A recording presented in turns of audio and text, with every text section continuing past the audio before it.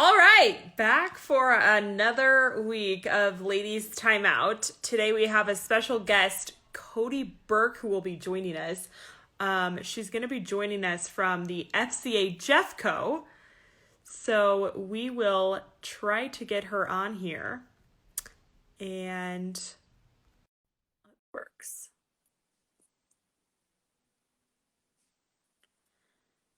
Really excited to talk with Kody. There she is. Yes, we made Here it work. I am. Yay! How are you? I'm doing good. I can say I'm appreciating the warmer days in Colorado. So yeah, the weather affects my mood. So we're in a good mood today. I know, and it was snowing there for a few weeks. So, but you're new to Colorado, so just a little bit of a heads up. We can get snow here. I mean, as late as end of May. So just got to be prepared. But the good news is we get a lot of sunshine and so many beautiful days to go with it. So, Absolutely. well, first of all, welcome to Ladies Timeout. Thank you so much for joining us.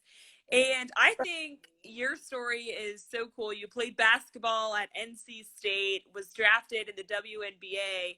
Will you go through your progress of college to after college to kind of how you got to Colorado and what you're up to right now?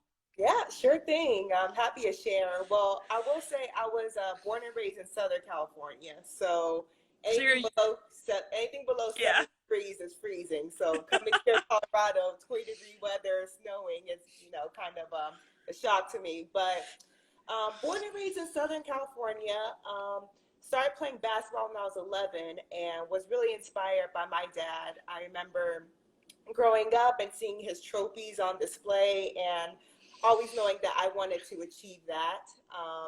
So started playing when I was 11, played club basketball, and that is actually where I was signed by the former NC State women's basketball coach.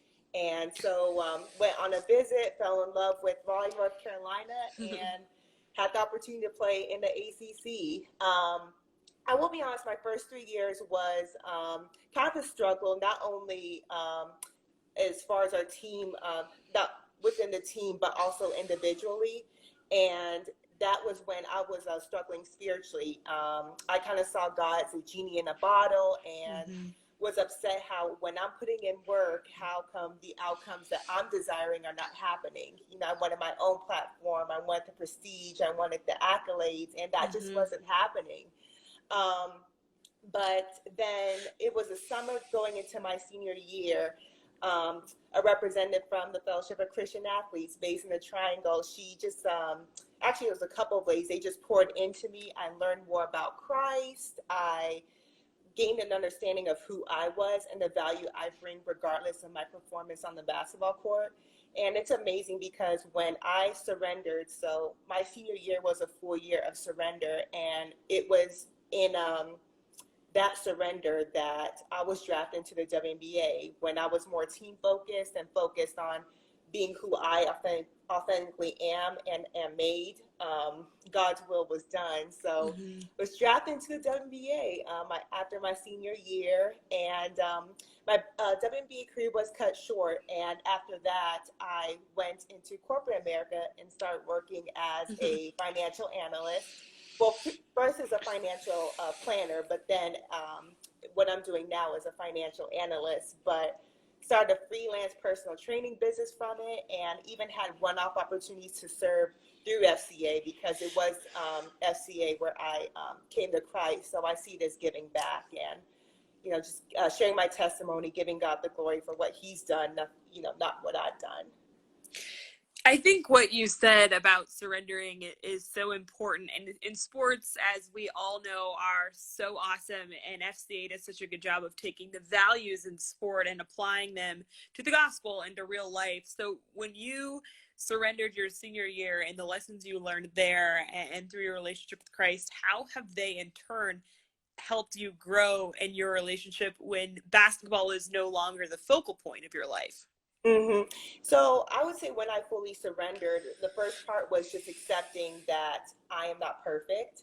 I never will be perfect, but also knowing that I'm genuinely loved, regardless of I performing to man's standards or not. Mm-hmm. And when my basketball career ended, I just kind of took that mentality into corporate America. There are some tasks and responsibilities that I'm not going to have all the knowledge. I'm not going to be perhaps the most intelligent person within my team or within the company, but understanding that I'm flawed, but just understanding God's grace and that He loves me through it. And once I give my best, for His glory, not for man's glory, there's that joy, there's that peace, and ultimately His will be done.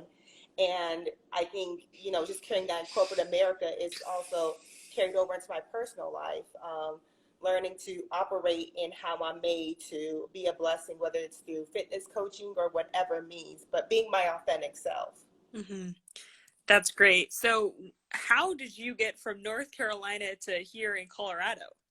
Yeah, good question. So it probably started off with a stirring in my heart, knowing that it was time to move. And I was unclear about that for a good 6 months. So it probably started the summer of 2019. There was just this uneasiness and unsettledness that I was feeling. And I'd ask people, can you just pray for direction, pray for direction? Mm-hmm. And it was New Year's Day leading up to my birthday, which is the 15th of January.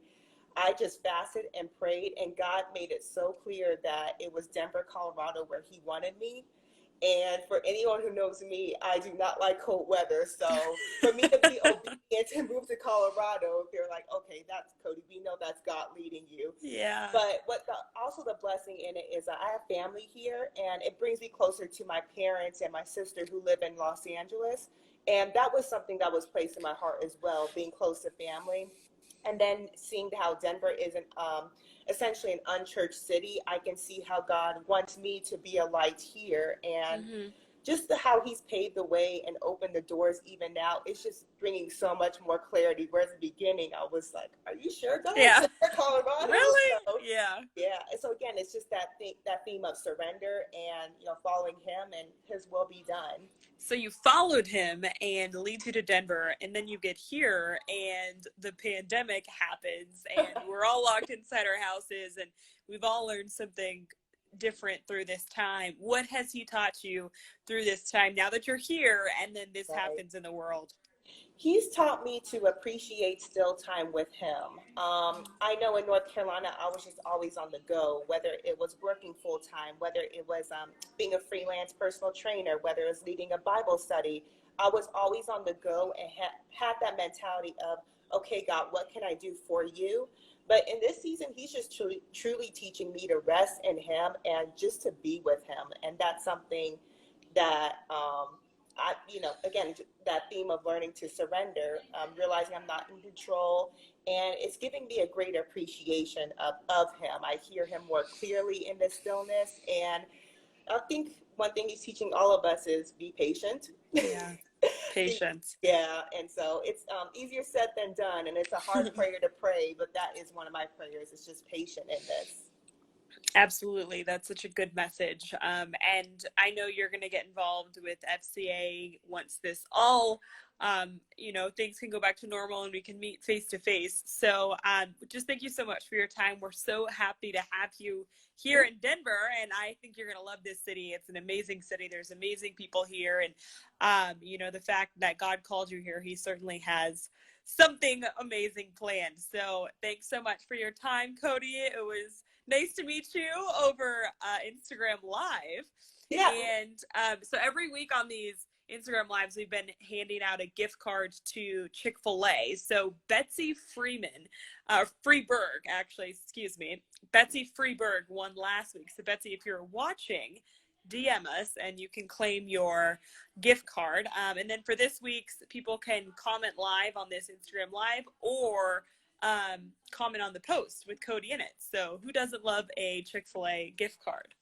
So I had to get that out there. But I think that's all for me. So thank you so much for joining us. And hopefully we'll meet soon here in person. Yeah, likewise, Taylor. Thanks for having me. Okay, have a good day. Too. Bye. Bye.